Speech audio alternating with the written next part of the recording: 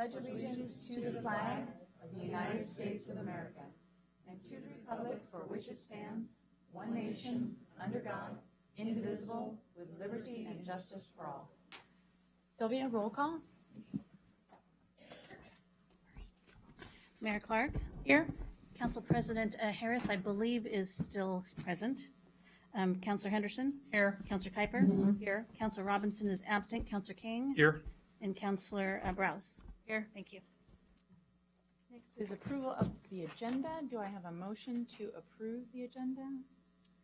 Actually, is this the good time to make an adjustment to the agenda, If you'd if I like an can? adjustment. I just wanted to have a conversation, or just a brief one, based on the letter that Bob Hall sent regarding the YMCA. And I'd like to just talk about that briefly and add that onto new business. Okay, we can add it to new business.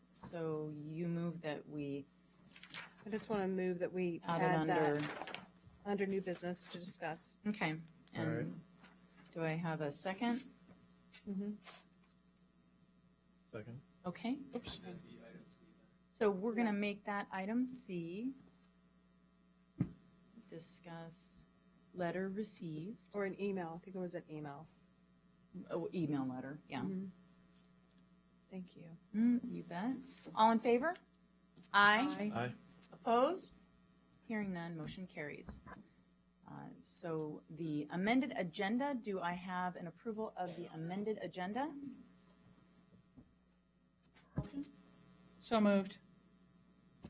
Second. All in favor? Aye. Aye. Opposed? Hearing none, motion carries. Thank you. Consent tonight, approval of April 5th, 2016 City Council meeting minutes. Resolution 2016-019, reappointing Shelley Lamb to the Cultural Arts Commission. Resolution 2016-020, reappointing Vicki Poppin to the Cultural Arts Commission. Do I have a motion to approve consent? I move. Second. All in favor? Aye. Opposed? Hearing none, motion carries. Thank you. Presentations. So first we have a recognition of Sherwood High School student athlete. So I have here a very important student athlete recognition. Do I have Mr. Gavin Jolly with us? Fantastic. So Gavin is our first state champion since 2002 and the only freshman to win a title in the history of this program, the Sherwood Wrestling. So come on forward. We have this for you. Congratulations. They get you in the camera.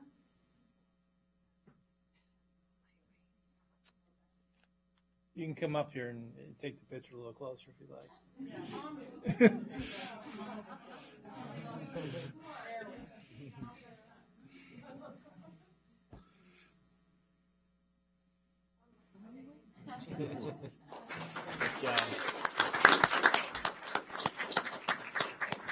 May I ask a question? What weight category did you win in? 113. Thank you.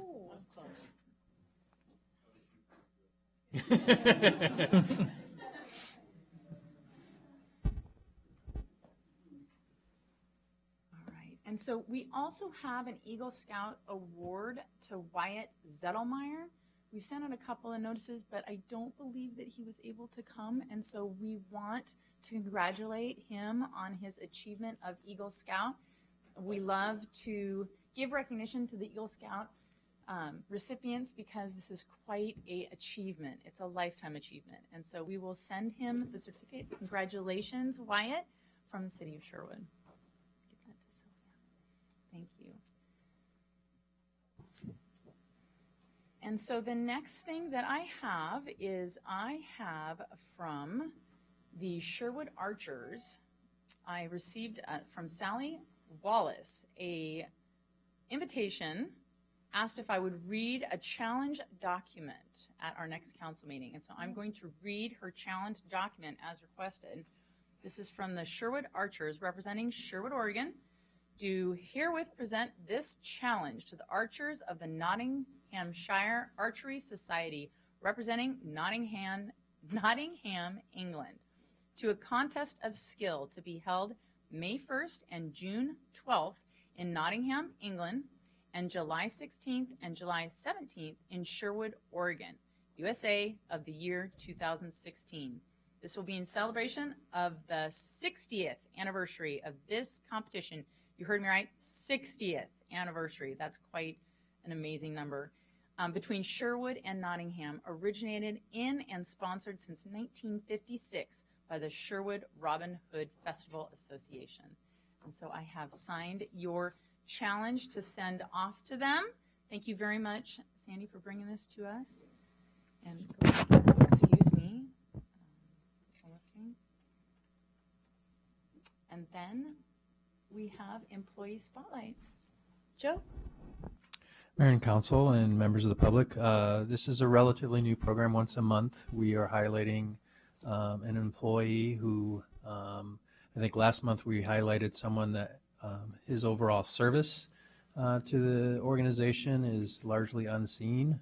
We wanted to acknowledge that long-term service. This month is more of a great job on a specific project. So tonight we're recognizing Michelle Miller, who is here, who is part of our Community Development Department. And I want to read a few highlights about her career here with us, and then specifically what she worked on in terms of a grant that was some great work. So Michelle has been with the city since 2007. She was originally hired as an associate planner and was promoted to senior planner in 2013. Before coming to the city, Michelle worked in both the private and public sectors. She has a master's in urban planning from Portland State University, and before her career in planning, her law degree from Willamette University. She received her AICP certification, that's the American Institute of Certified Planners, which is an optional program that planners go through, back in 2009, which demonstrates a commitment to the field of planning and extensive knowledge in planning principles. She does both current planning projects and long-range planning projects in terms of her role with the Community Development Department. She's the project manager for the Cedar Creek Trail Project, which is a very large project for our community, and recently helped the city win a $68,000 grant from Metro to add additional amenities on this project. She also assisted in the grant writing for the Washington County Tourism Grant, which will bring an additional $30,000 in funding related to this project. She is always looking for new opportunities to leverage this wonderful project and obtain additional funds to support the community. In addition to her current and long-range planning work, she's also on the board of the Friends of the Refuge representing the city. So we just want to acknowledge your hard work, Michelle, especially on this grant, and it's been great. So thank you very much. Yep.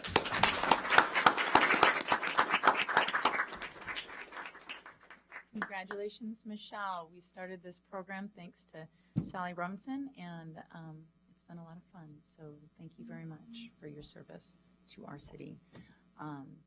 Next on the agenda, citizen comments. Do I have any citizen comment forms?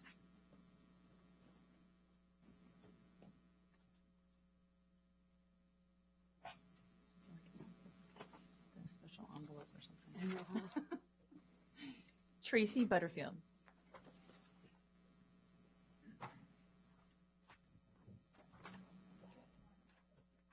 Yep. Yeah, till it turns green. There you go.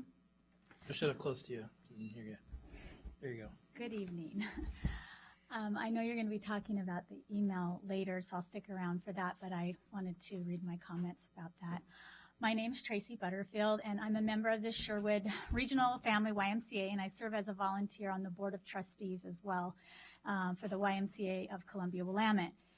The City of Sherwood and the YMCA of Columbia-Willamette have a unique partnership that has served the local community extremely well. The contract that has guided our partnership since 1988 has enabled the YMCA to provide comprehensive health and wellness programs to local residents without competing for taxpayer dollars that fund public services provided by the city. Nearly 2 years ago, the city requested and funded a report by TKW, which made several recommendations for clarifying our contract terms. Since the city sanctioned and paid for the TKW report to ensure our contract becomes as sound as possible, local residents who overwhelmingly voted to bring the YMCA to Sherwood deserve to know why the city has not followed through in addressing the recommendations outlined in its report. The very first of which is for the city to, quote, undertake a formal review and revisions to the current agreement, close quote. Since the TKW report was released in 2014, the YMCA continues to request opportunities to meet and work in collaboration with the city staff to conduct such a review and to make any and all changes necessary. To date, the city has not responded to these requests. Instead, city staff has offered piecemeal changes that leave many of the most important contract clarifications unresolved. This piecemeal approach continued last week as the city proposed to amend our current contract on a couple of points without a commitment to constructively resolve several important outstanding issues. Given our historic voter-sanctioned contract, the YMCA of Columbia-Willamette believes it's in the community's best interest to review all outstanding contract recommendations in the TKW report. The review should be comprehensive. It should be conducted soon, and it should be completed as a matter of public stewardship. The YMCA of Columbia-Willamette remains committed to serving the Sherwood community. Our partnership with the city is a win-win for residents, and we stand ready to work with the city staff to make certain that the contract is as strong as possible. Now, on a personal note, I just wanted to add that I'm at the Sherwood YMCA at least 5, if not 6 days a week doing deep water fitness. And since the Y opened, I've enjoyed the use of the child care, the cardio machines, fitness classes, and weights as well. But the thing I love the most is the feeling of belonging that I have when I walk in there.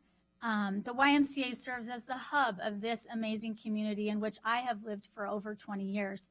From tiny children learning the importance of being active and strong both physically and mentally to the silver sneakers classes that my aging father has attended, not often, but attended, the YMCA really meets the needs of our community in a unique way. Its proven model all over the country is an inspiration and, quite honestly, the envy of many of our surrounding communities. My daughter and her family live in McMinnville, where they have a rec center, and they are begging for a YMCA in their area because there's just no equivalent out there.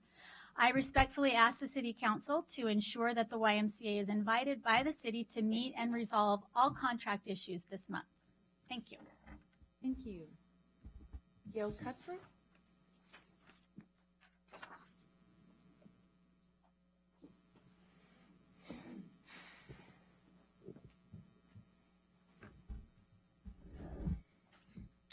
Gail Cutsworth, Sherwood. I wanted to follow up on comments made by the mayor during the April 5th council meeting. This is information that I believe is important to be accurately on the record, but also information I believe the public should be aware of. I did send an email to the mayor and to council on 4/6 regarding this matter. In fact, upon receipt of my email and the supporting documents that I sent, one council member responded saying that she found it, quote, frustrating that you continue to make false statements and yet accuse us of not having the correct information. Please stop making misrepresentations. Well, I think that you will find it's not me misleading you.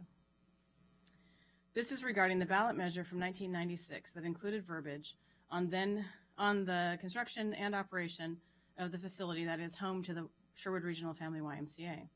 The mayor's comments are point 10 in the minutes from the 4-5 meeting and state, she referred to a question about whether the citizens of Sherwood voted in the YMCA and stated that the citizens did vote for a recreational facility, but not the YMCA specifically.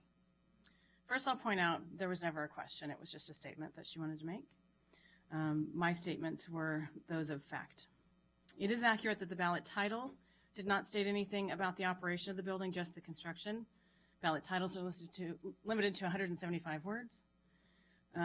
Why would you construct a multi-million-dollar recreational facility without an operator in place? So while the information provided about the ballot title was factual, the explanatory statement for the measure was omitted. I'm hopeful this was an oversight and left off in the interest of time, rather than an intentional omission aimed at misleading the citizens of Sherwood. Again, she said, the citizens did vote for a recreational facility, but not the YMCA specifically. This is simply inaccurate.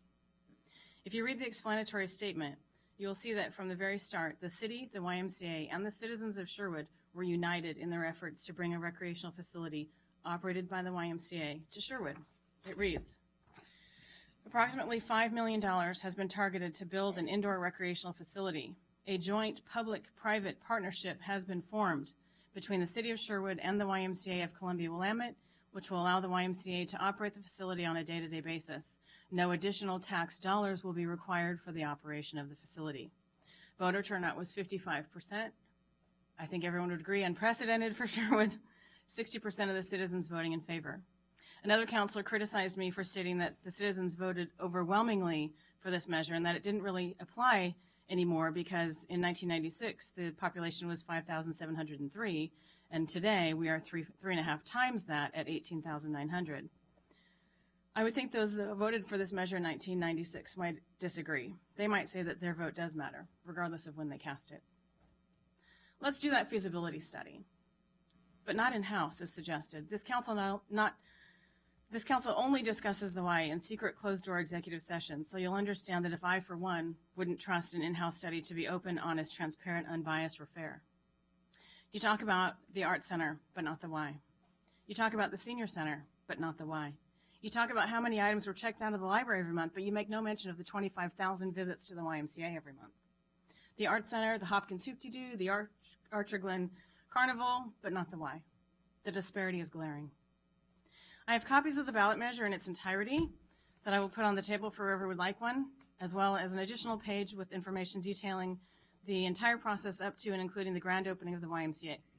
Interestingly, at the end of the explanatory statement for the measure, it says, if the bond passes, it is anticipated that the YMCA will be under construction in early 1997.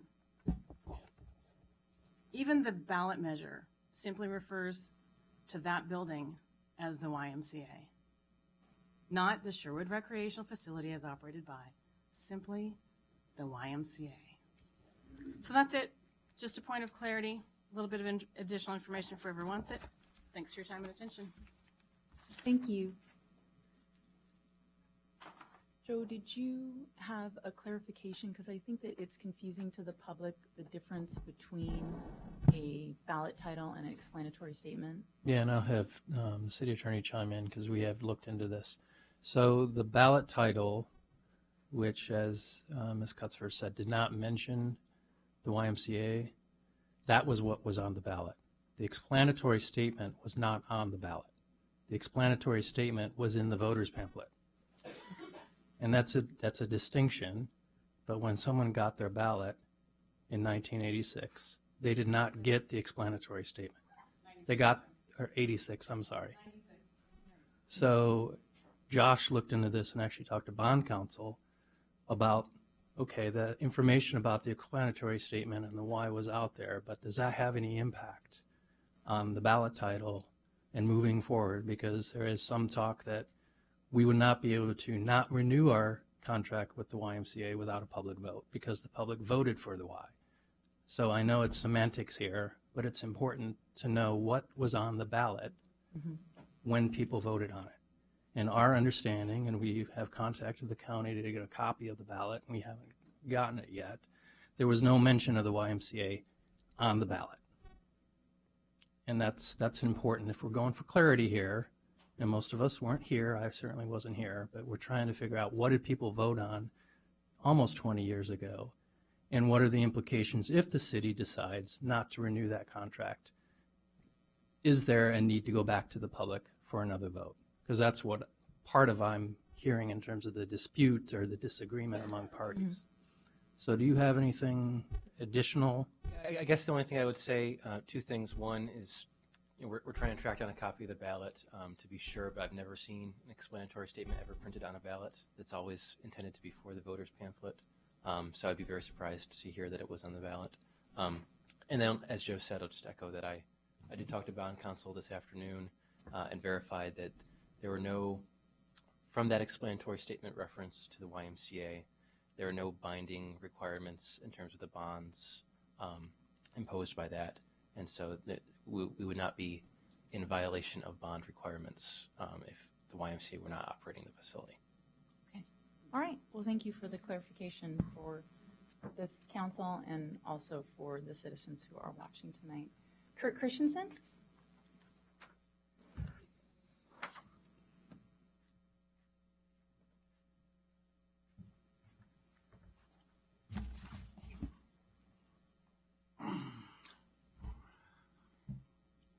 Kurt Christensen, 22520 Southwest Fair Oaks Court, Sherwood, Oregon, 97140. I want to talk about the Water Master Plan and the history that has kind of led up to it.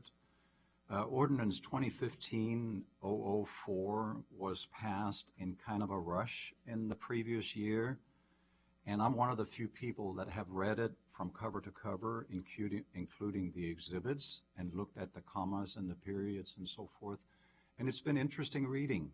I feel like I learn something every time I read it. But background, we are looking at an election coming up, and I sure hope that all of us are mindful of the fact that coaches and teachers have taught all of us that we must shake hands and smile at each other when it's all done. And as we keep that in mind, we should be kind in our words, and I'll try to be kind tonight. So I was one of the old people that was around in 2005 when council with Councilor Henderson, Mays, and Clark, and voters, they were told that we needed to go to the Willamette River for our water and that there would be some costs and benefits involved. However, we were told that our water cost would level off and even go down. After 10, 15 years, our rates are still going up, and I think that's cause for concern. Before 2005, we received our water and sewer bills every other month, and soon after the 2005 election and the construction of the $40 million water system, the city began to bill us monthly for about the same amount that we used to be billed every other month. So in effect, right away, our costs doubled. In the spring of 2015, this year, council, with Councilor Harris's motion, I believe, hired the same contractor who built the $44 million water system that we now are so blessed with, to design and update our water master plan.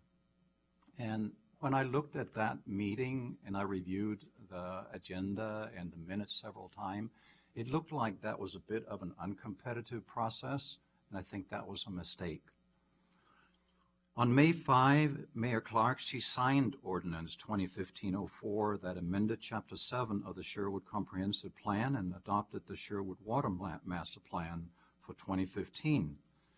This document implicitly commits the city of Sherwood to a number of costly water expansions over the next 10 to 20 years without clarifying to ratepayers exactly where the funds will come from. But when you're digging into the Water Master Plan, the total cost through fiscal year 2034 is about $25 million. And rounding off numbers, that means that somehow the city is going to ask somebody, either in system development charges or from the ratepayers, about $1.5 million per year to fund these projects. Interestingly enough, on page 90 of Ordinance 2015-04, Exhibits 1 and 2, under the Water Supply Project, it states, costs for both projects are allocated 80% to existing customers. The remaining 20% of project cost is allocated to system growth. In my humble opinion, all the expansion costs should be allocated and put in escrow and collected by the city from system development charges, not by current residents.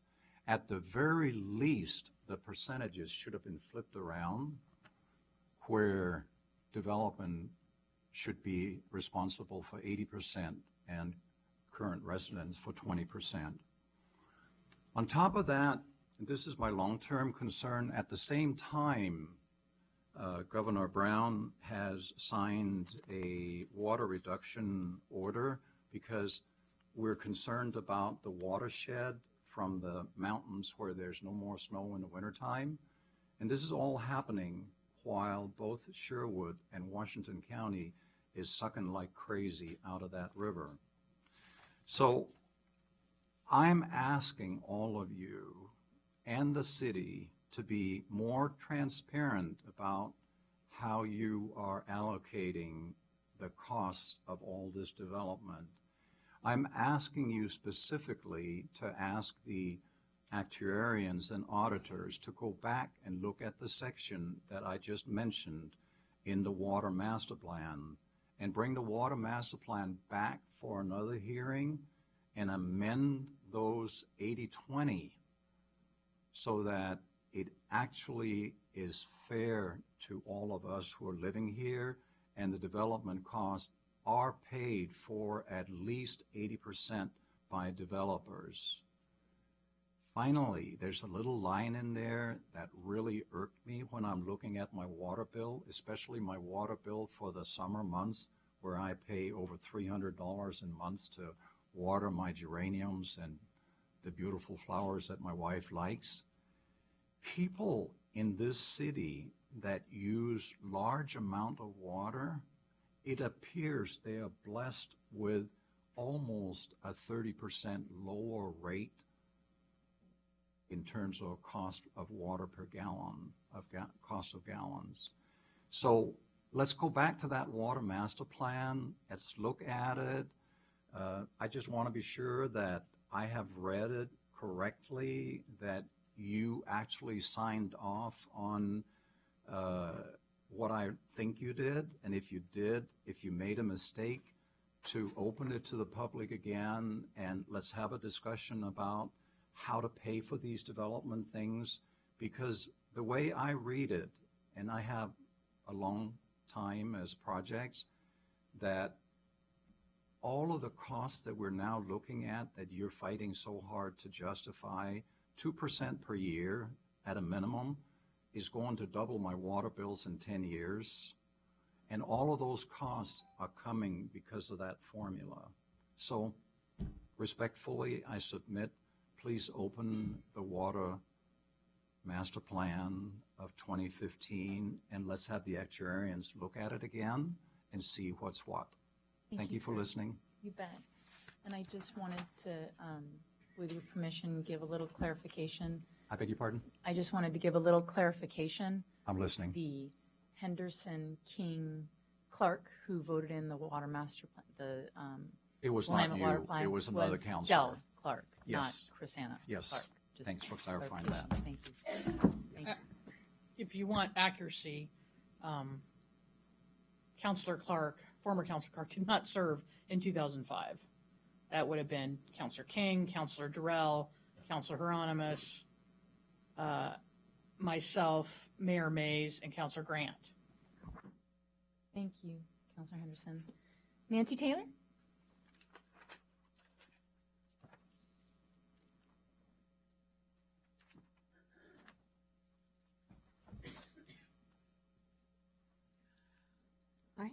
Hi, Nancy Taylor, Sherwood, Oregon. I'm here to talk in favor of 34-244, ballot measure, putting a 2% water cap tax on. And citizens, I'd like to tell you that a lot of what you're hearing, I really think you should need to go in and read the Water Master Plan. And you need to know,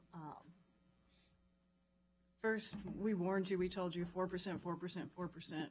For 5 years and then 5% for 4 years. We also told you that the Y was not paying water. We also told you the city was not paying water. You were given a lot of information. I'm going to give you a little bit more information. If you look at the 2015-2016 budget, 29% of the revenue in that budget, 29% comes from utility fees, comes from the water bill. Of course, it's broken out. It's not just water. It's also clean water services. It's your sidewalk, et cetera, et cetera. Property taxes only account for 23%. I don't know. Shocks me when I see things like that. I don't think the sky is falling. I think what will happen is we'll get back the power that we had when we said we didn't want to annex Brookman. We'll get back that power because with a 2% cap, the city won't have the money to annex Brookman and put the water over there. So the developer will have to do that because the money won't be standing there. So I feel like the only way to stop development, the only way to slow down development at this point, the kind of development that will explode and put our double our population, is to pass this water cap tax. That's it. Thank you. Thank you, Nancy. Keski?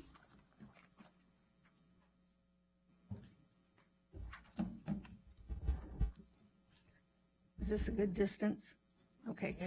I think it's my understanding that you guys are looking at passing a resolution tonight to look into seeing if you want to contract with Washington County. So if it's on the agenda, you can't talk about it. I can't. No. Okay, that was my question. Oh, okay. Okay, thanks. But you can talk about anything else? You can Okay. come back and All talk right. about it. Okay. Yeah. Okay, but I can talk about it at another Right. time. Right, just Okay. not during. All right, that's it. All right, thanks, Tess. All right, we'll move on to, oh, I'm sorry, I had one more. Alan Pearson, I'm sorry, I shifted, Got lost in the shuffle. well, I shifted Tess's over, so now I'll put it over here. Okay. I apologize. Feeling a little punky here. Alan Pearson, 23727 Southwest Alder Grove. If I can just take a personal aside before I go into my comments. As a member of the Planning Commission, I would personally like to add to the commendation of Michelle Miller. In spite of the fact that she was trained as a lawyer, she presents everything in clear and understandable English. She is always well prepared. She is always able to answer any and all questions that we have. She brings clarity to things that can very frequently be unclear. She's always impartial. She's always there, and she's always willing to help. And I personally think she should be named Employee of the Month, but that's not what you did. Okay. Anyway, so on to what I was here to discuss. Okay, I'd like to talk about the why.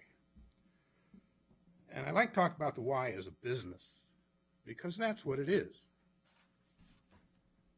It may be a nonprofit, but once upon a time, I was a nonprofit. English is a funny language. It doesn't really convey preciseness. It carries with it a lot of romance, a lot of emotion. And whenever you use the word nonprofit, you know, fuzzy teddy bears come to mind. That's not true. I was a nonprofit to make money. I thought it would help my marketing to be a nonprofit. It also gives me tax breaks to be a nonprofit. The why is a business. It's there to make money. If it wasn't making money, it wouldn't stay in business. It happens to be a business that does philanthropic things, but it's not a philanthropic institution. I think pretty much everybody who works there gets paid, don't you? It reminds me of the NFL model. I lived in Cincinnati for a long time. Okay? And Paul Brown got the city to build him a multi-$100-million football stadium that was supposed to be good for the city. Not the citizens who didn't get a break on tickets, or a break on concessions, or a break on parking. They got a wonderful building for free at taxpayer expense. I also don't think, and Joe, you'll correct me if I'm wrong, that the Y is not paying property taxes because it's a city building, and I don't think the city pays property taxes on its own building. So I don't think you're including in the rent the property tax aspect, because there is no property tax aspect. That's a pretty nice break for a business in Sherwood. I think all the businesses in Sherwood would like to get a property tax break. Okay. So, and a personal note also. I resent, and I'm not up there, I hope to be up there, but I resent the implication that you people are being untrustworthy and doing things in closed doors, behind the public's back. I've never seen a more open set of government in my entire life than they do here in Sherwood. You people are about as transparent as saran wrap. The business meeting you had there was open to the public. You're always open to the public. You talk about things that no other city I've ever seen talks about in public. You're not doing this behind closed doors. You're not doing this nefariously. You're taking your time. And you're doing it cautiously, properly, and judiciously. And that's why we pay. Oh, wait a minute. We don't pay you the big bucks. Excuse me. I forgot. Thanks, Alan. You're welcome. All right, I think that's, any more, Sylvia? Okay, that's the end of the citizen comments. New business, resolution 2016-021, directing city manager to discuss with Washington County and the Washington County Sheriff's Office the possibilities of contracting law enforcement services between the hours of 1 a.m. and 6 a.m. Tom? Go ahead. I was just going to introduce it, but. Well, it's actually pretty simple and straightforward. So there's really no new information to add to the conversation that we had at the last council meeting, other than to say we learned subsequent to that the county board has a policy which they enacted back in 2002 that they require either resolution or an order from the jurisdiction requesting law enforcement services to be passed before they enter into conversation. So this resolution has been put together to honor that county's request and just to formalize the conversation that we had at the last meeting. Thank you, Tom.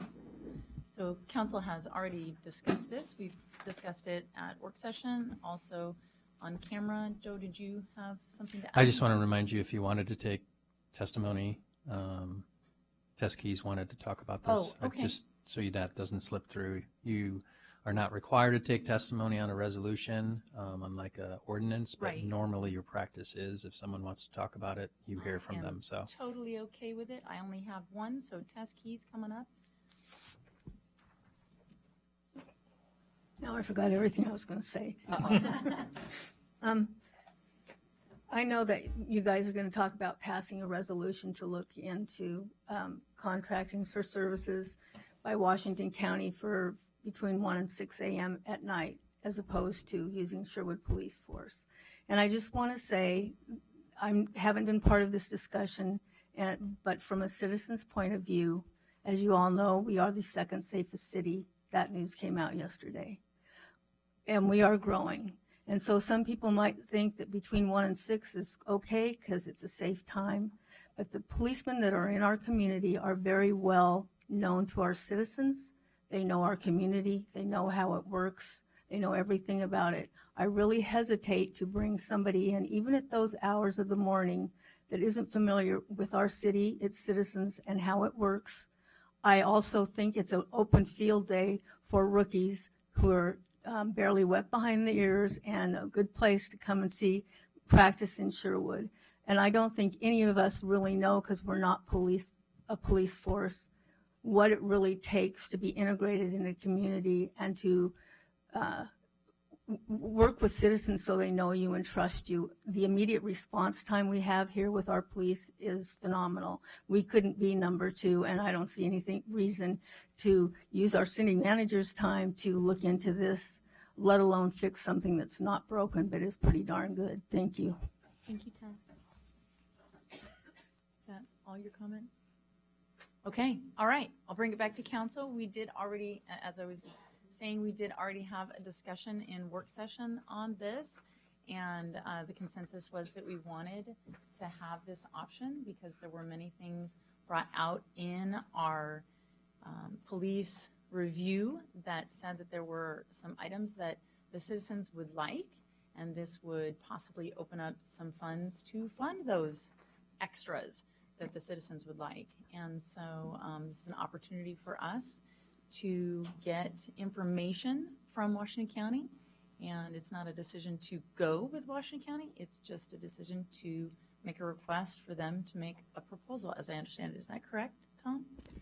Yeah, and we specifically put in the resolution that we would report back to council prior to entering into any contract negotiations with the county. So this is what we were talking about, is more an exploratory conversation to begin with, coming back to you, making sure you're okay before we actually took any further steps of entering into any official negotiations. Okay. So seems to me that more information is always good. If we have spent this money to have this police staffing study, and that's the recommendation of the police staffing study, it seems to me appropriate that we move forward. Council President, did you have something to say? You turned on your mic, so I was kind of watching. I'm good. Okay. I was just going to move. Okay, go ahead. Well, I do have one go item. ahead. Yeah. So can this be a little bit of an ongoing conversation between what we would like to see you ask the Washington County? For instance, if we say, yeah, go talk with Washington County and present what you've come up with. But for me personally, I'd like to know specifics. For instance, if Washington County comes in and has, say, 2 folks between 1 and 6, are they dedicated? Will they always be the same 2 folks? Because I think Tess Keys brings up some good points about knowing the community, those kinds of things. So I'd like to know kind of in the fine detail what that would look like. Sure, and we can provide you with whatever level of detail you want relative to our conversations. And I think, as I said before, there'll probably be 2 steps, the initial conversations to see if it makes sense, as well as kind of figure out how we would want to do that. And then the very, nitty-gritty detail when you're actually entering into contracts that would spill out exactly the very fine details. So really, it's up to you. I mean, we can have as many work sessions as you guys want on it. Be happy to keep you informed either through work session or through email or however you would like us to communicate with you. Okay. Thanks, Tom. Yeah, sure. Oh, go ahead.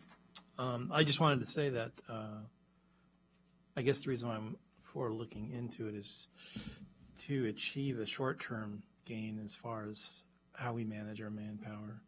It's even if we ended up doing that, doesn't mean it would become a long-term thing. I think it's more, in my eyes, a short-term thing to facilitate the better use of our manpower until we can make other decisions down the road. So the other flip side to Tessa's question,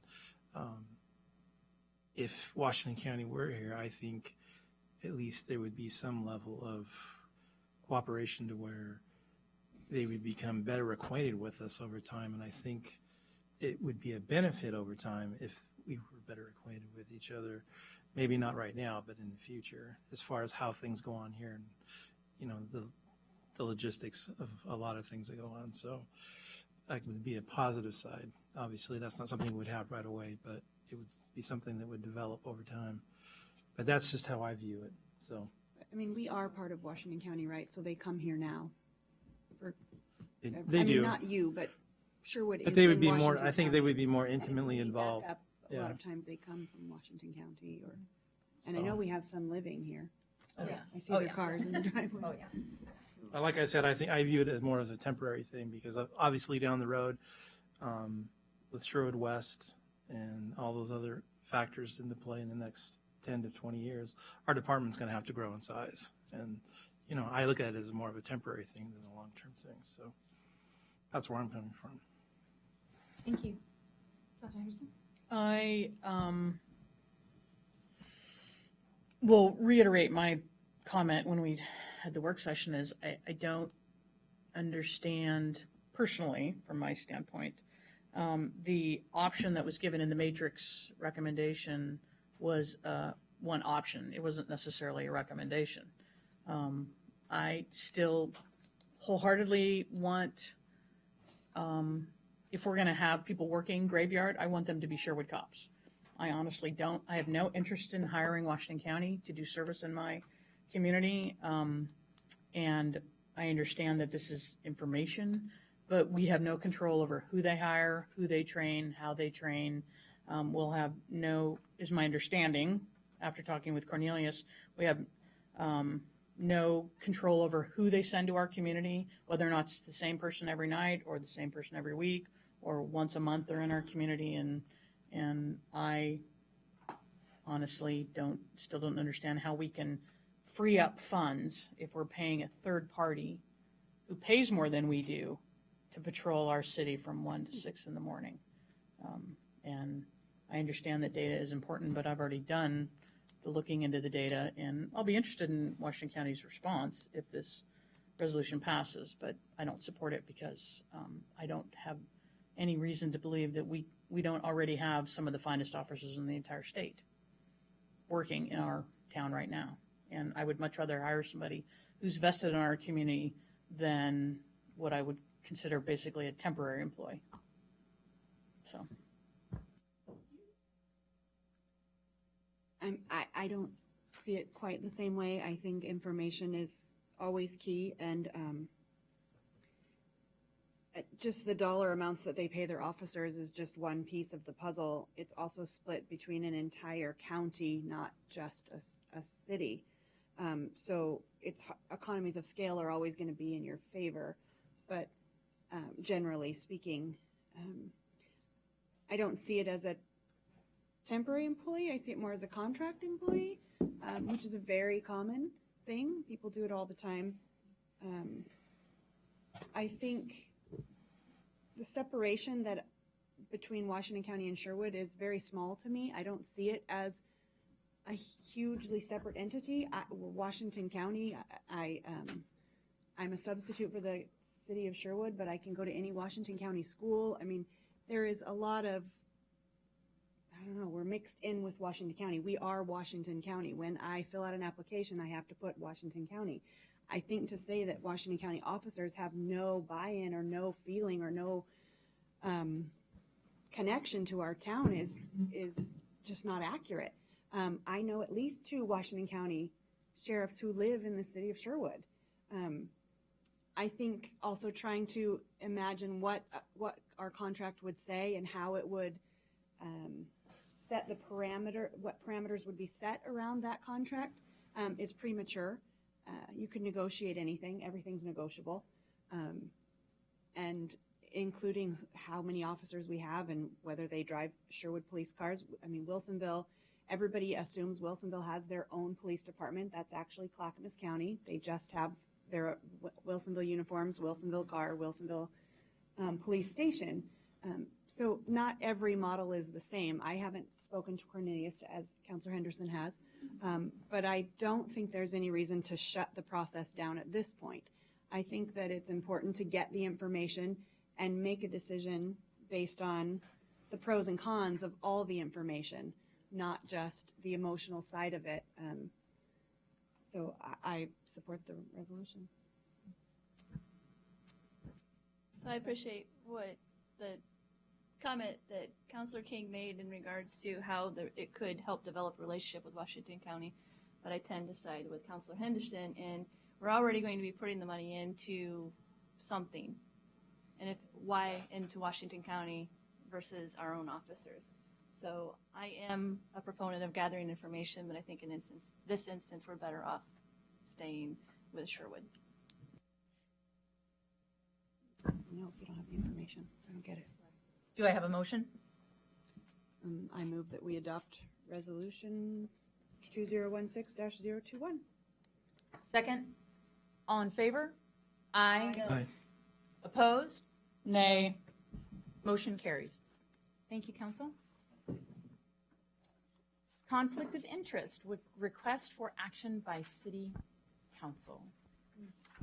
Staff report only. City Manager Joe Gall. Yeah, there's no resolution. I'm looking actually for a motion, a simple motion after briefly describing this. I did write the staff report. I have a conflict of interest in my role as city manager. So one of my in the code, in the solid waste code, the city manager is designated as the enforcement officer who gets involved with enforcing the code.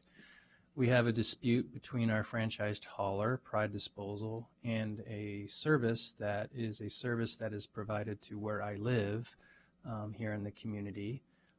So as a result, I consulted Josh in terms of should I get involved in resolving this issue when I am a beneficiary of the service of one of the companies that's involved in this dispute. And he actually followed up with the State Ethics Commission and had some conversation, and we could have made a request to the State Ethics Commission that would have taken 6 months or 7 months to get a decision down from them, but we didn't want to go that route.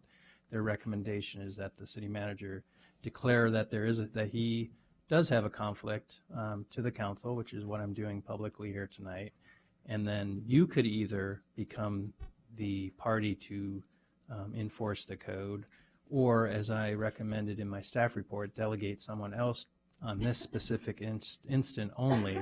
And this would be my recommendation, is to delegate my authority as city manager to the assistant city manager to deal with this specific issue.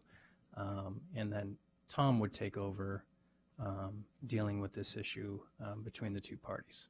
So it's kind of a unique, weird aspect, but it's, as Mr. Pearson said, we need to be transparent here, and I have a conflict in doing my job because of where I live. So I'm laying that kind of out publicly to you and asking you to make a decision. As I said, I do have a recommendation to delegate the authority to the assistant city manager, but you could take this on yourself if you want. So I appreciate that. Thank you very much, Joe, for the report. I appreciate your transparency and doing your due diligence and making sure that you are not breaching any kind of conflict issue. I see this as a pretty straightforward city manager duty and not so much a policymaker's duty. And so I am certainly completely comfortable having you abdicate that responsibility to your assistant city manager, Tom Pesmere. Does anyone else have any issue with that? All right. I move that we allow Tom Pesmere to take over the responsibilities of Joe Gall in we are talking about garbage, but no, in discussing the issue between Pride Disposal Company and Valley Waste LLC as presented in the council packet. Do I have a second? Second. All in favor? Aye. Opposed? Hearing none, motion carries. Chinese wall. Right? Chinese wall, prohibiting discussion between these two about this issue. So I think one of our citizens is speaking out of turn, but that's okay, because they're trying to give good advice. And is there any problem with Tom Pesmere, city attorney, taking over this discussion between these two parties and being given the responsibility? No, and the assumption would be, I guess, that underlies all this is that Joe's not going to be involved at all. Joe will not in be that involved process. It'll in just be this. Tom. Okay, and with the vote, it is allocated to Tom Pesmere without Joe Gall's involvement. All right, I think that's clear. Okay, so we have added new business C to discuss the letter we received. I handed it out so that everyone would have it, although everyone did receive it. So, Madam Mayor, I will recuse myself. Okay. Lucky you. So we'll place it in the council packet so that the citizens of Sherwood can see it. But since that wasn't something that we could do beforehand because it was given to us at short notice, I think what I'll do is I'll read it if that's appropriate, and then council can discuss. Good morning, Joe and Tom. Because of our agreement with you that we would not discuss the amendments with our board during the negotiation process, it took a few days to process the proposed changes with our policy volunteers. The YMCA of Columbia-Willamette appreciates the city's proposal to address a couple of the issues in our current 20-year contract that need clarification. However, as city officials know, the TKW LLP report requested by the city in 2014 outlined multiple areas to clarify concerning our contract. After nearly 2 years, the piecemeal approach to those recommendations now proposed by city staff will still leave several issues unresolved without a commitment to constructively work with the YMCA toward a resolution. For this reason, the YMCA believes it's in the best interest of all parties, including our members and Sherwood residents, to review all outstanding contract recommendations in the TKM report as well as any other issues in a comprehensive manner. It's worth noting that since the TKW report was released, the YMCA has requested numerous times the opportunity to work in collaboration with city staff to review our entire contract and make any and all changes necessary. We are still unclear why the city has delayed moving forward with a comprehensive contract review, particularly since it sanctioned the TKW report for the purpose of ensuring the contract is as sound as possible. The YMCA remains as committed as ever to serving the Sherwood community. We very much look forward to working closely with the city to review our contract in a timely manner that reflects our long-standing mutually beneficial partnership. Please let me know when you would like to get back together again. Sincerely yours, Bob Hall, President and CEO of the YMCA of Columbia-Willamette Valley. So I asked staff to give a clarification because there's some allegation in here about staff not working with the YMCA in negotiation. And so I asked for hours worked on by our staff in negotiating what we felt was in good faith, the contract changes that were requested. And can you please tell what the answer was? I don't have it. Well, I can look it up here, but it was right around. I asked for everyone to get it, Sure. so that it would be It was sent out via transparent email. to everybody, Yeah, and I just want to make sure. But for the public's sake, we'll certainly get that to you. It was a little over $9,000. Yeah, I pulled it up here, actually. I can give you the number. Okay. All right. Thank you. Total staff cost, $9,384.72. Okay, and can you read me the hours worked? by Yep, each so party? city manager, 10 hours, assistant city manager, 82 hours, city attorney, 12 hours, finance director, 14 hours. Okay. So all those hours were worked in negotiating and working on the issues with the YMCA. Okay. Okay, so, So go ahead. yep. I just want to yeah, point all that's the fine. information. I want everybody to have the same information that we That's have. awesome. So now everybody has a letter. So the reason why I wanted to put this on our agenda is because it's very clear to me after several months of some YMCA representatives coming to speak with us, and then sort of the discussions about what we're going to do, what the steps are, is that we're tending to talk past each other, and there's not a lot of clarity. And I want to back up just a little bit because I want to clarify for myself my understanding of how sort of the contract, if we can call them contract negotiations, started. This was actually back in, I think, November of 2015. Josh, is that right? Okay. Yeah, I think it was in the fall of 2015, and we were getting requested to renegotiate the contract, but there was one particular issue, the Section 33 issue. The Section 33, and it had something to do with subletting or subleasing parts of the YMCA for other uses, and as I recall, that piece. It was decided through council in the city to actually address that piece in anticipation of further negotiating at a later time the full contract, or the city evaluating and doing a feasibility study regarding whether or not they run the YMCA themselves, a nonprofit runs it, or some combination of the two. In my book, there's a lot of different options.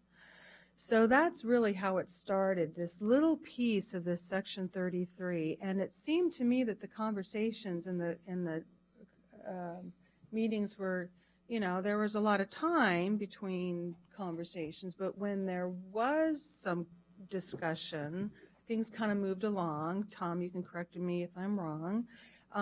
But there was some agreed upon discussion, and so the resulting piece that was presented was a Section 33 and some additional information to clarify, I think, a property management committee. Is that correct? Okay. So anyway, we've got that piece over there. But now we've got this other piece here. And this piece here says we want to negotiate the contract. We're ready to do it. That's why we're ready to do this. We're ready to do this. And that may very well be.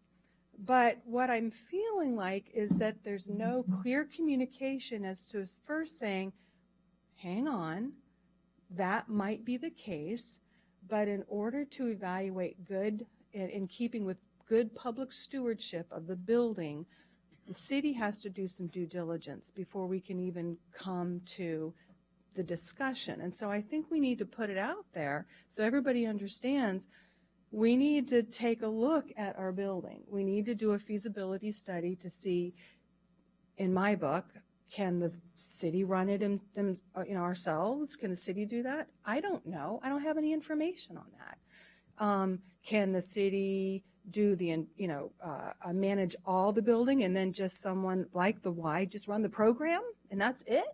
I don't know. What does that look like? I have no idea. So I wanted to, what's that? Maybe they can lease it. Or lease it, or whatever. What does that look like? So I personally don't have a lot of data. So I wanted to bring this out because this letter, this email from Bob, I think really does say, they want to do something with the contract. Okay, but the city we need to move forward and start thinking about our own feasibility study about what that means. Does that make sense, everybody up here?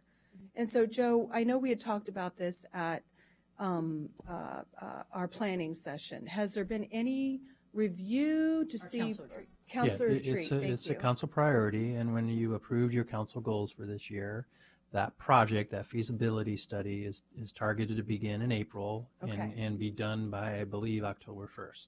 So we have an April to October to come. So I was going to report in my city manager report, we're about to put out an RFP to hire someone. Actually, I think Gail mentioned that she thinks we should bring some independent analysis, which I agree. Yes. We're going to do a lot of internal work, but there are companies that can help us take a look at operating this facility ourselves that have expertise. So we need to put that RFP out on the street, take the time to there's more than one company that does this. In my budget, which will be released next week, there is funding in next year's budget to pay for a consultant to do this work. I don't have the money in the budget now to pay a consultant to do this because we didn't budget for this last year. So there's a process that has to take place, and that process is starting. So in other words, the budget for next year, starting July 1st, at that point, we could bring someone in to start. Assuming that the budget committee and the city council approve that in my budget. I'm just proposing that in my budget. That's the first step in the process. The reason I want to put the RFP out now and not wait till July is to get a head start. So we can do the you want it done by October because, that puts us at what, a year or two? I can't remember. Yeah, I actually would like to have it done before October, if possible. A year left, right? Yeah, because a decision for both parties in this case, that's looming, and it used to be years away, but it's getting a lot closer, to be honest with you. October 2018 is when our 20-year agreement with the Y ends.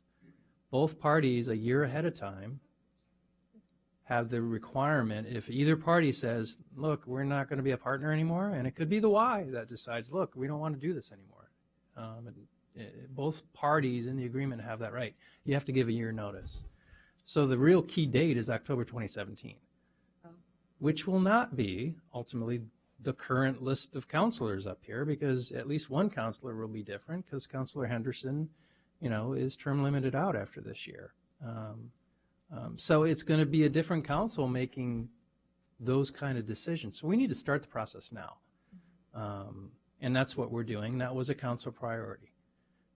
So I think what I'm hearing from Councilor Kuiper is until we get some questions answered in terms of what the city wants to do with its building, and it is the city's building, we need to get some questions answered. And the Article 33, the negotiations that have taken place over months, the Y agreed to that. And to be honest, it's a little frustrating to sit down and have city staff negotiate in good faith with Bob Hall and Mr. Hunter and come to agreement, and now we receive, nope, we don't want to do that. Yeah, I think that's what I'm frustrated That about. quite honestly is frustrating. That's not acting in good faith. We wouldn't spend almost $10,000 of city staff time to come up with better language to throw it out the window. And that's what I'm hearing Mr. Hall say. Nope, we're not going to do that because we want to negotiate the whole thing. Yeah. So that's kind of where we are. And I'm looking for direction from the council. What do you want us to do So as staff?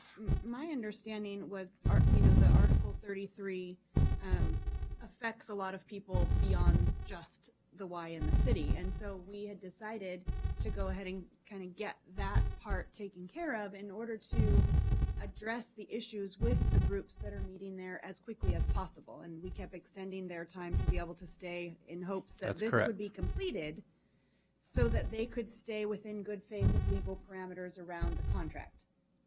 And so we spent almost $10,000 getting Article 33 into a place where both parties were in agreement.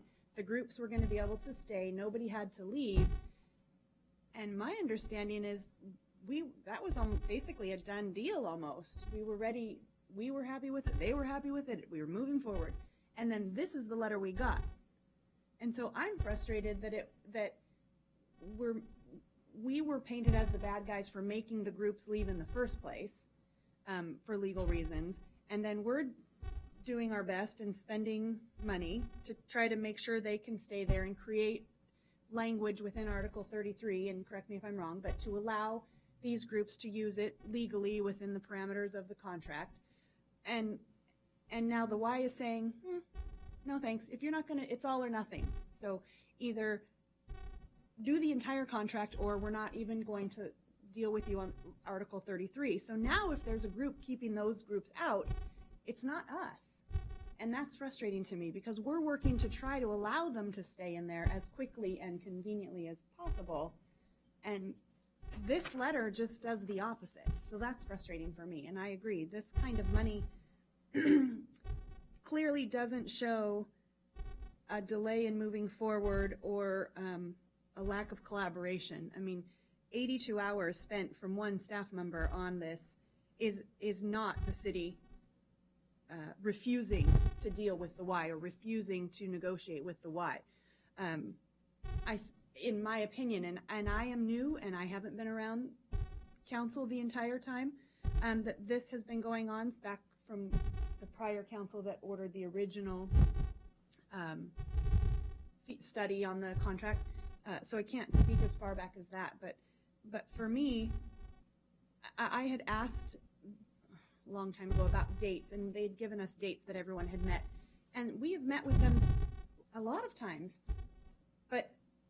and there was time when maybe the city opted because of a situation that happened that I wasn't involved in and I wasn't on council for, that there was a stop of the negotiations, but then they continued, and the gaps that I see are oftentimes when we've sent them information and they go 2 months without replying. So it's not the city that's at complete fault for not moving this forward. It seems to me that when they don't like what we send them, there's a long gap. And I don't know. Can I just That's jump in? Completely opinion. I have no facts to back it up. That's just my perception. And okay, and that is over in this box here. The box I'm working in is the city has to do some due diligence. the city has to do the feasibility study. We have to look at the information. We have to look at the data. Then when we're done with that, then we go to the next step. That's all I'm saying, is that we're here and the why is here. So we need to finish eating what's on our plate. We need to get the stuff on our plate. We need to get the feasibility stuff on our plate. Then let's digest that and then move to the next step. That's all I'm saying. And when I read the email from Bob Hall, that's what it spoke to me. There's a missing piece here, and it's that the city has not done its due diligence. And I'd like to, and it sounds like it's moving forward, right? Okay. And I'm just scratching my head wondering what did this letter really accomplish? Nothing. I mean. Well, for me, it did accomplish a lot. For me, it really solidified the fact that, you know what, here, it's very clear that we are not ready to communicate with the Y yet. We're not ready to negotiate. We have to do some work first, and that's what it told me. No, I'm thinking of it from the Y's perspective. Is what did it accomplish for them? You know. I think it's very hard to. I mean, I'm kind of confused why it was sent. That's all. I have to agree with Councillor King that I was very confused by the letter after all of the time that has been spent talking about this and kind of working through everything. I don't know. I guess I'm just saying I'm inviting anybody with the Y to inform me as to, you know, what were their reasons for sending this letter. I guess I don't know why. Well, okay. So all right. I feel like the staff has been given direction by council. We want to keep moving forward on the feasibility. Mm-hmm.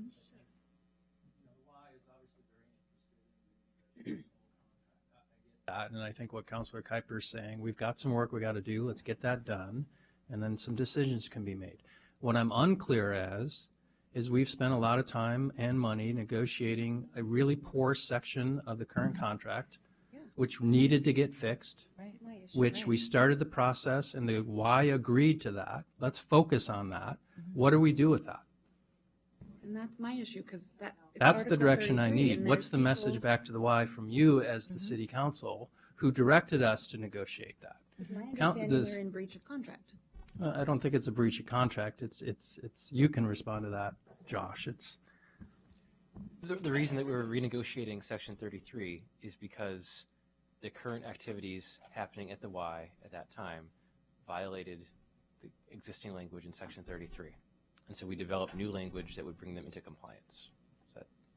And so as our attorney, our city attorney, can you give us a recommendation since we have wasted $10,000 going through with that negotiation process and coming up with a conclusion that has now been summarily rejected with no discussion whatsoever?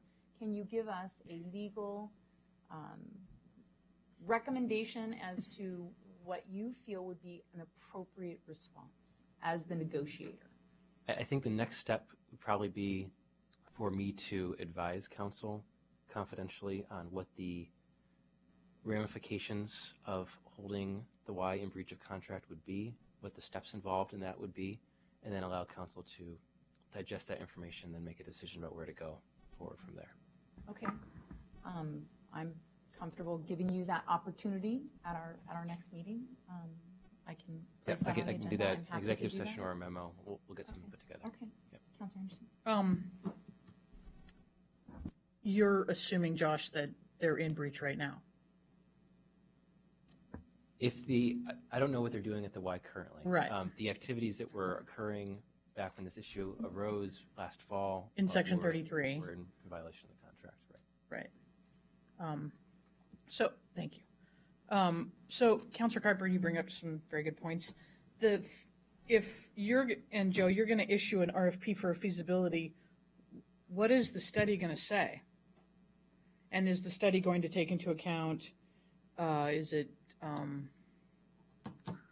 I thought I looked it up. I think it's either $11.50 or $11.75.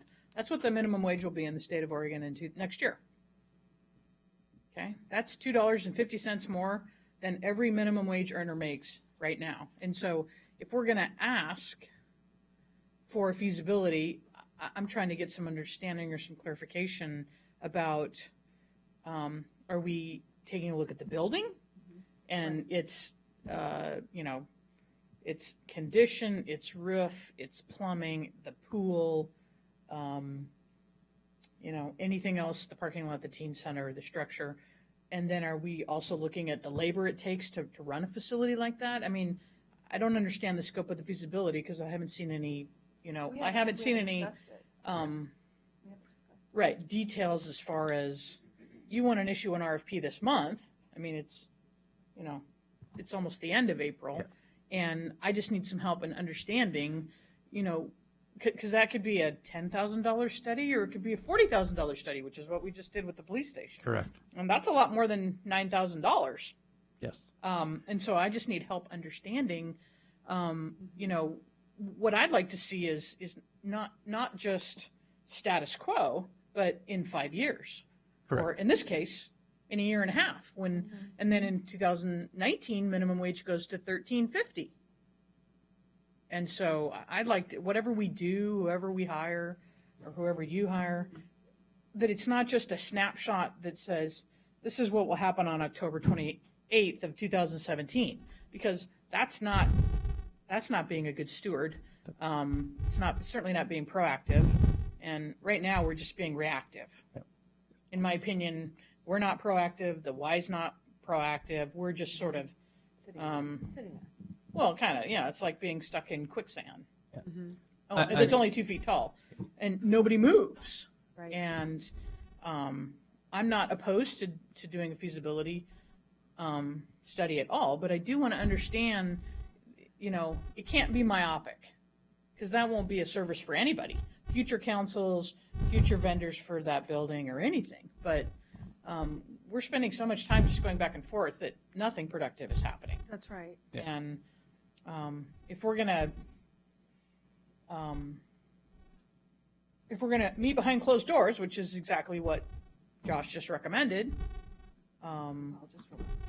right? But that is certainly meeting behind closed doors without any public transparency, with the exception of the press, and that's for a specific reason. But going forward, if we're going to do a feasibility study, then let's start making some progress instead of just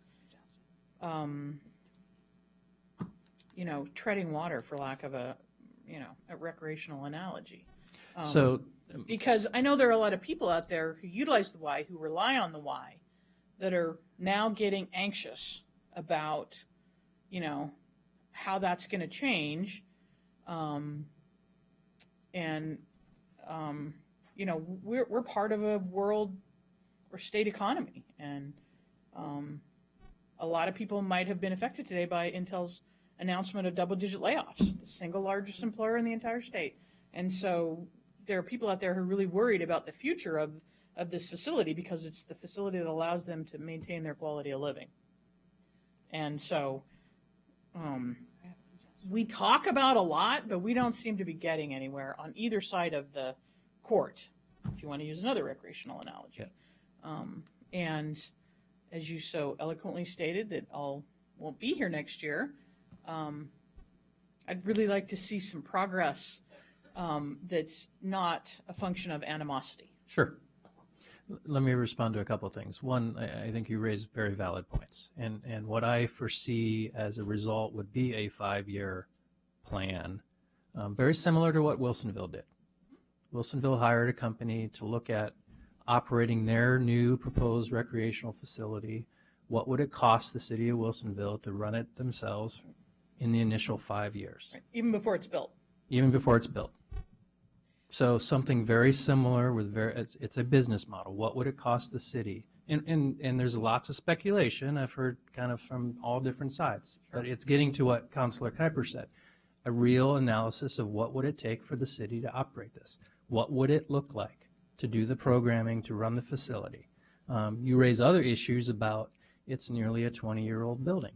The other thing you will see in my proposed budget that will be released next year is a roof replacement. And the city investing in that facility because the roof needs replaced, or at least a portion of the roof needs replaced. Yeah. So there are going to be maintenance costs, and it's an aging facility. To add more complexity to this situation is there is desire for expansion of the facility. This pool probably was undersized from day one. Yes. And as the city is nearing 20,000 in population, I mean, the pool especially is well loved and is not serving the needs of this community. So this is a very complex issue. And there is, unfortunately, a lot of emotion and a lot of kind of allegations back and forth. And we have to make, as a community, an informed decision about what's going to happen with this facility. And somehow reduce the emotion. Yes. And, I expressed frustration that we spent a lot of time on Article 33, and I thought we had a pretty good hammered out deal. But if we don't, we don't. And we put that frustration aside, and we focus on the things that we have to focus on, and we operate under the current language, which is very poor language. And she's not a counselor.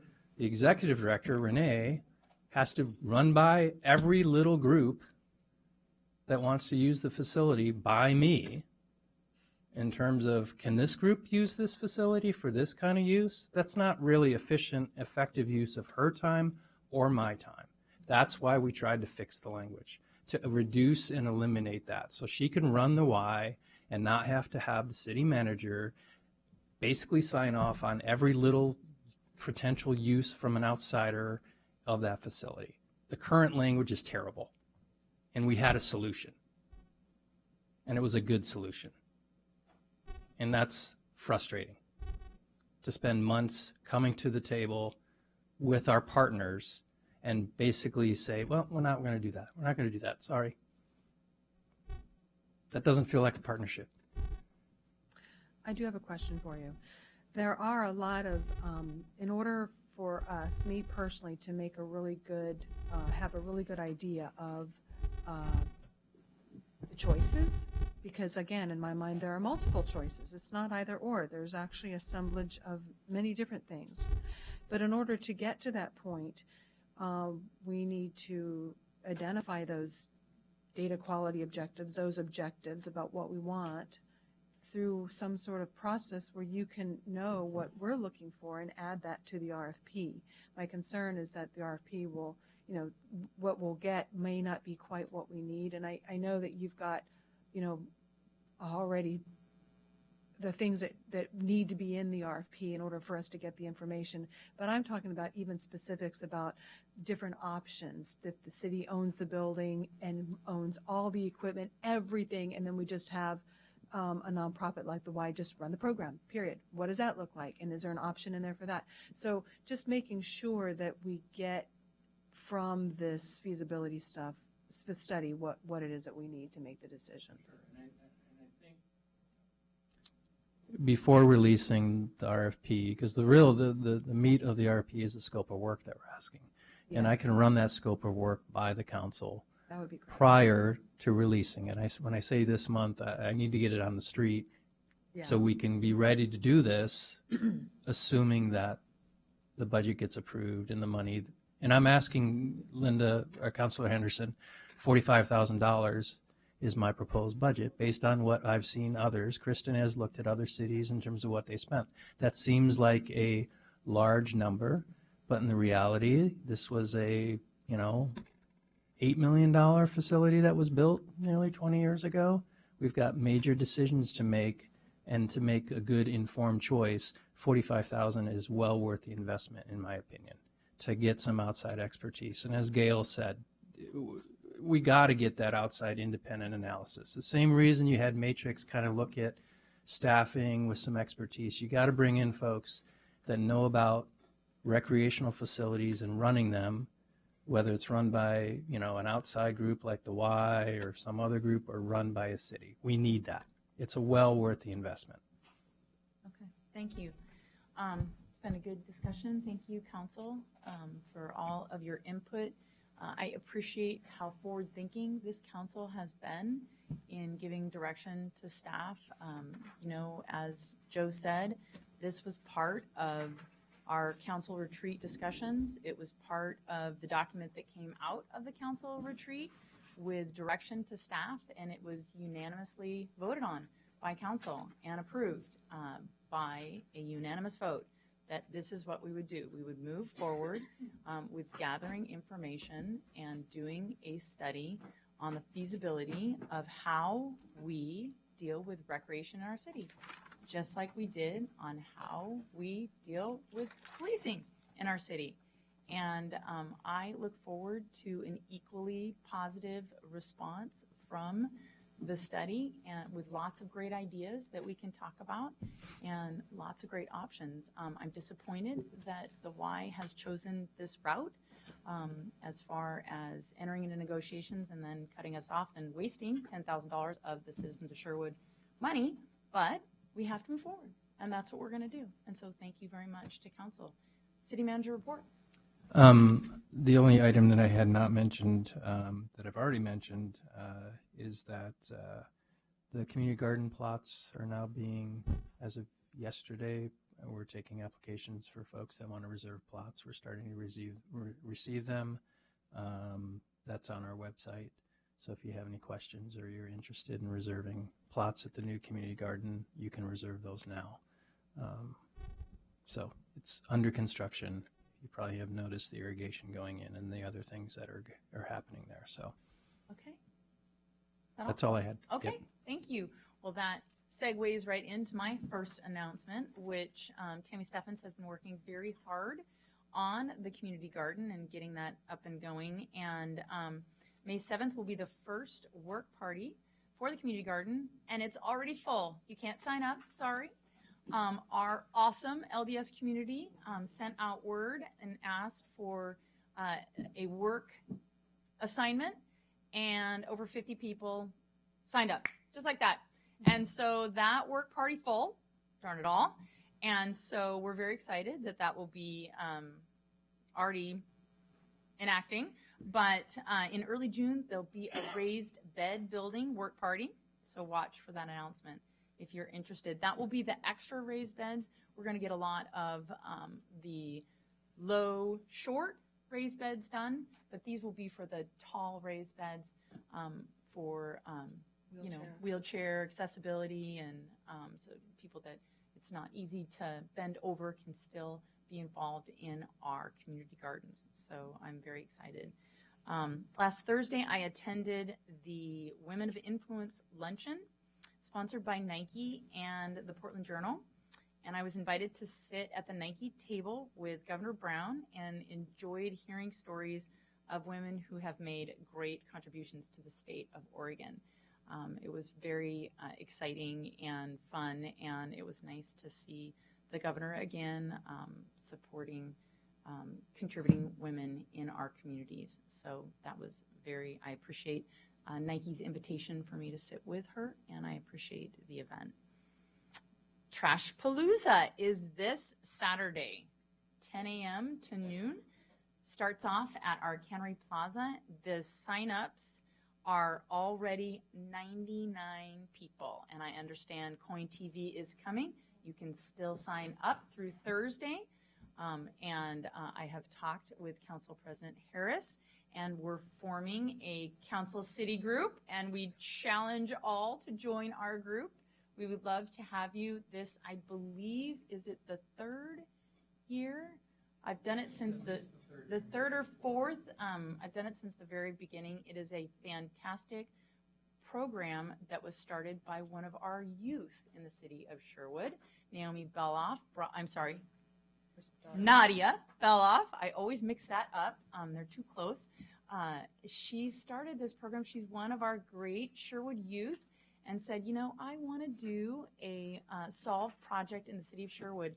And the first one, we had probably 20, 30 people, and it has grown exponentially since then, as you can see. So I would love to have you join me and many, many others, 10 to noon this Saturday. You can sign up. I found out if you forget or you wake up in the morning and go, oh, I meant to sign up, but I didn't, you can show up. You can sign up there and have a group and get a bag and get an assignment. So go ahead and do that.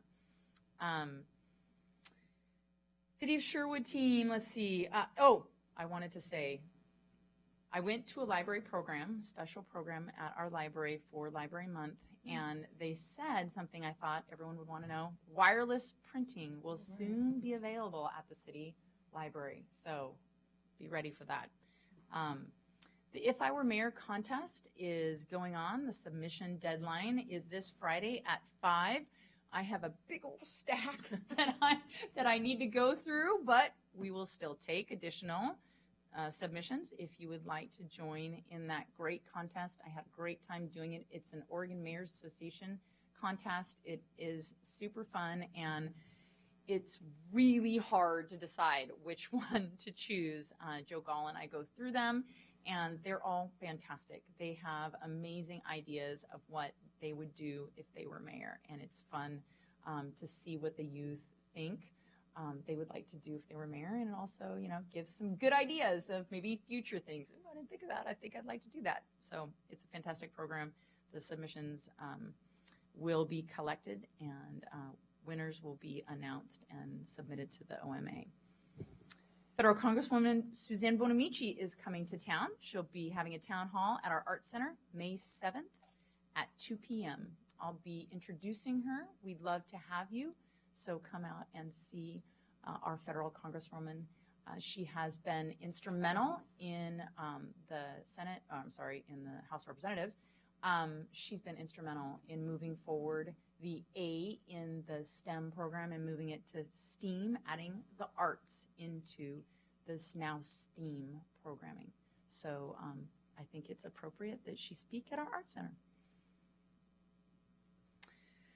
I wanted to also highlight, we will be having, or there will be, a Faith in Action Neighbor to Neighbor, their spring cleanup to help seniors remain in their homes. They meet at the Newburgh Hospital at 8:30 to receive assignment. Our very own Sherwood resident, Lisa McGuigan, and McGuigan. I always say that wrong, and she always forgives me. She's super amazing. She's taken over the position of organizing and facilitating this Providence Community Connection program. So I think that is fantastic. My children and I have been doing this program for years and years and years. We did it with Dell back in the day when they were little. It is a great program to help seniors stay in their homes. It's a fall and then a spring cleanup. It makes a huge impact on their yards and your heart. So I highly recommend that you join in this program. You can call 503-537-1547 for information or to sign up, or you can just show up at the Providence Newburgh Hospital. Love to see you there. It is, I wanted to give one reminder.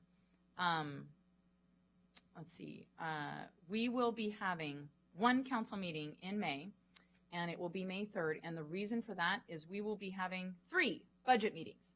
And so if you would like to come to the budget meetings, they are on May 12th, 19th, and 26th. And so we will have one council meeting and then 3 budget meetings, so as to not overspend our counselors' time. So we'd love to have you at any and all of those meetings. Council President. Thank you. The library, our actual board meeting is tomorrow, so my updates are just more general and some upcoming events. The library had a 23% increase in card usage for the month of March 2016 versus March last year. Just to put that in perspective, that's about 600 more people using the library this March than last March, which I think is amazing. And to add to that, we had an increase of 32% of our volunteer hours. So those were primarily spent in homework help, has taken up a lot of those volunteer hours, community events, and also program assistance throughout the community that for library-focused events. A 32% increase in volunteers in any area is awesome. It's really a testament to the city that we live in. There were a total of 22,000 visits to the library in March, which is almost 1 visit per capita, which is a pretty incredible number for a smaller town like us. It's really exciting. We actually had somebody tell us that they had moved here from the Seattle area, and they felt like this was on par to their area libraries up there, which is really exciting. There were 70 programs in the month of March and 1,700 people in attendance at those 70 programs. So the library is moving and grooving and super successful place and fun place to hang out and bring your family. Also another reminder, the registration for the suicide prevention workshop is open, and it's Thursday, May 19th from 5:30 to 7:30. It's in partnership with the Washington County Mental Health and the Morning Rotary. Sorry. I had an incident with my family this week, and this is hard for me to talk about. Suicide, apparently, in public forum. So, sorry. Friends of the Library meeting is May 5th at 5 p.m. It's a nonprofit group that helps support library programming, and they're always looking for new members and help in that area.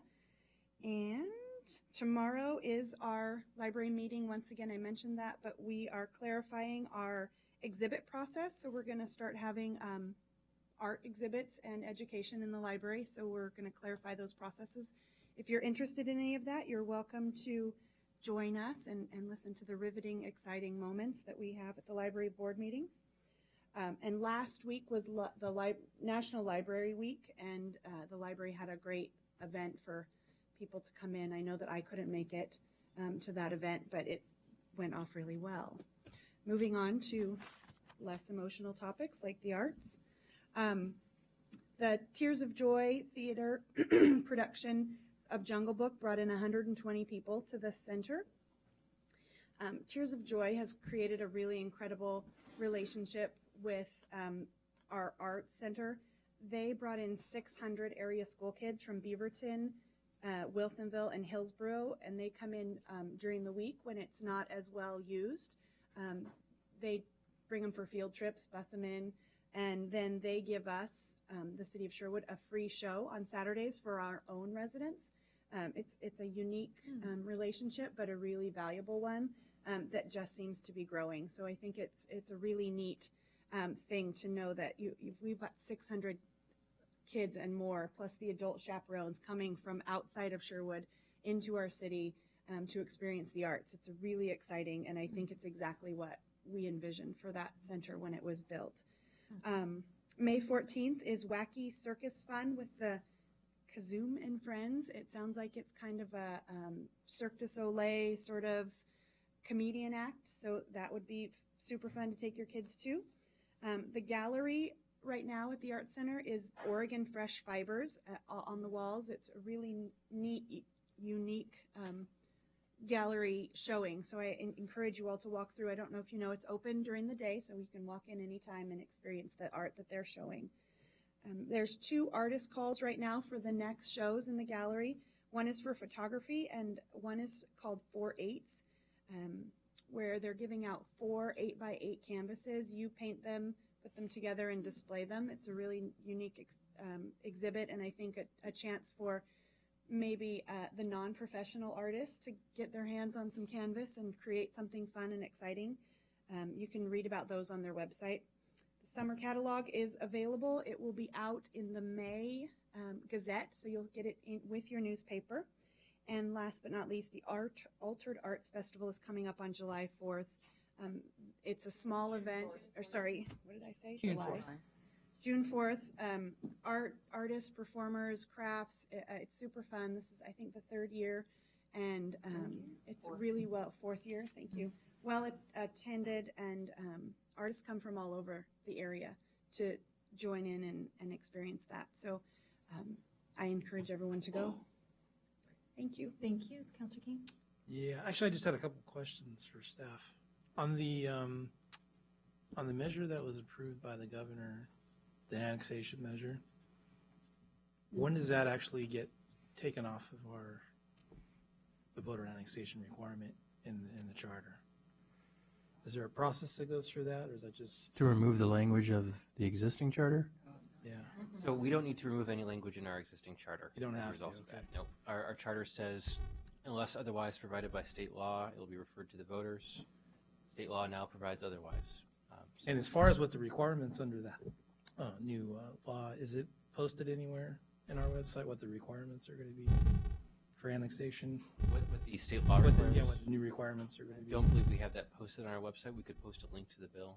I think it'd be kind of important because obviously in our community, people are not happy with that. So if they have something to read and go to and understand that a little better. The bill is relatively short. I think it's like one page. So it would be pretty easy to link to that, I would think. Sorry. We can definitely post that. Because I know people are going to have questions or talk to us about it in the future. And so it'd be good to have something to reference from at that point. So. Correct. Anyway, that's all I have. So. Sure. Counselor, may I ask it? I need to get going because, do it. like Counselor Harris, I have a relative in the hospital. So I'm going to do announcements, then I'm going to excuse myself. Just to be quick, Police Advisory Board is this week. Also next month is National Police Week, starting May 15th. I don't know if Captain Hanlon, if we're doing anything. I know that there's a service at the Oregon State Fallen Officer Memorial down in Salem, of which, of course, Sergeant Gooding will be honored at. So that will have some special meaning this year. But one of the things that Washington County always does during National Police Week, and we hosted a number of years ago, is there going to be any event for the different Washington County departments? No, they've defaulted to the state. Okay. Service down at DPSST. Okay. Thanks. Also this weekend, on Saturday from 10 to 1 is a shredding event at the police station. I have 2 bags. I've been waiting for that to happen. Guys and Dolls at the high school opens this Thursday and is a 2-weekend run. So if you're interested, I highly suggest you get tickets because most of them are gone when I purchased them. May 5th, Kristen Switzer and I are going to go to the annual luncheon that Meals on Wheels has in downtown Portland, which is an opportunity basically to rah-rah the programs that Meals on Wheels does. And of course, they're a contractor in our senior center, and basically it's an opportunity for a lot of businesses to show support, which they do year-round, but it's an opportunity to recognize them in a luncheon, and that's on May 5th. Missoula Children's Theater, which is a partnership between the Foundation for the Arts, Sherwood Foundation for the Arts, and the city, registration has opened. However, we were doing registration, but now I guess the city's doing registration. So go to the Sherwood Center for the Arts. You can get there either way. Okay. So Sherwood Center for the Arts. Okay. To register, we have a week of theater camp in June and a week of theater camp in August. And then that's it, other than the Altered Art Festival, which Councilor Harris already mentioned, is June 4th, and it's at Veterans Park, and also a partnership between the center or the city and the Foundation for the Arts. And then, of course, Cruisin' is the next weekend. So begins the weekend of perpetual outside events in Sherwood. And what's wrong with that? Unless anybody has any questions for me, I'm going to go home to my children. Thank you. All right, so Thank you for letting me. Sure, no problem. Cut. Several of the items have already been shared, so I'll be brief as well. Spaghetti Factory's open, so if you haven't had a chance to go and visit Spaghetti Factory, it's open. It's great. Staff is wonderful. Lots of celebrations going on this weekend with that. I attended the school board meeting on Wednesday. I think most of you are probably aware that there's a potential bond coming out in November for more schools. So there was an update on that and the study that was conducted. 300 interviews were conducted, and so the results were shared from that study. Also, there's going to be some more title funding coming to Sherwood students, primarily because pre-K and Head Start is going to be a change there. So that's pretty exciting for the city of Sherwood, or actually the students in our school district. And then there was an update on the strategic plan, and according to the update, they're on track for their strategic plan. Update in the chamber world, the next meeting is May 10th, and it's Tippicop, so the meeting will take place at Rose's. It's Tippicop all day. So if you want to help the Sherwood PD fund Special Olympics and meet their goal, then that's the day to do that, to support our PD as well. There is a mixer tomorrow at the Wildlife Refuge for the Sherwood Chamber at 5 o'clock. So if you want to support our local wildlife refuge. And last but not least, the Rotary Club, the tree sale is on. So if you have not visited yet, it is open at the old Albertsons Hagen's parking lot. So trees are $13. If you buy 3 or more, they're 10. And everything supports the community service that the Rotary Club of Sherwood does. Yep, just real quickly, just a big shout out to the Sherwood High School Mixolydians. Yay! They won first for the second year in a row out of, I think, 10 or 11 a cappella groups at the Rose City Sing-Off. And their harmonies are tight. Their voices, there's probably 18 of them. They're absolutely amazing. And if you want to listen to them, just go on Google and just say Sherwood High School Mixolydians. I won't even tell you how to spell it. Just go, you'll find it on YouTube. They're absolutely amazing. I'm pretty excited about those kids. They were just great. Exactly. They'll be in the Grand Floral Parade, and they sing. And last year, because we were with the mini float, the Sherwood Center for the Arts mini float, we were there, and we got to actually be right there while they were singing. It was really fun. It was a big Sherwood contingent taken down Portland at the Rose Festival Parade. We did. We just took And it we're all. going to do that again this coming year Yes, with we the are. Robin Hood Festival Association mini float that we're working on. Speaking of the Robin Hood Festival Association, we do have a meeting this Thursday at 7 o'clock at the Masonic Lodge. Thank you, Sandy, for the reminder of where we're meeting. Is it Masonic Lodge? But it's a great group of people, a lot going on. So if you are interested in helping with the Robin Hood Festival, now's the time to show up. And the only other event that I personally pretty excited about, and we got a letter or an email from Joe like a few days ago, the 503 in Cork is having the first annual, we hope it's going to be annual, Sherwood Wine Festival. And it's going to be June 23rd. So that's what they're planning, and they're going to shut down one of the streets, and just a limited, but it should be pretty fun. So that's all I have. A great start. Yeah. So I'm sure an Yeah. event that will grow and grow and grow, just like all of our other events. Just like the grapes. We have a URA Board of Directors meeting after this, and so I will adjourn our meeting and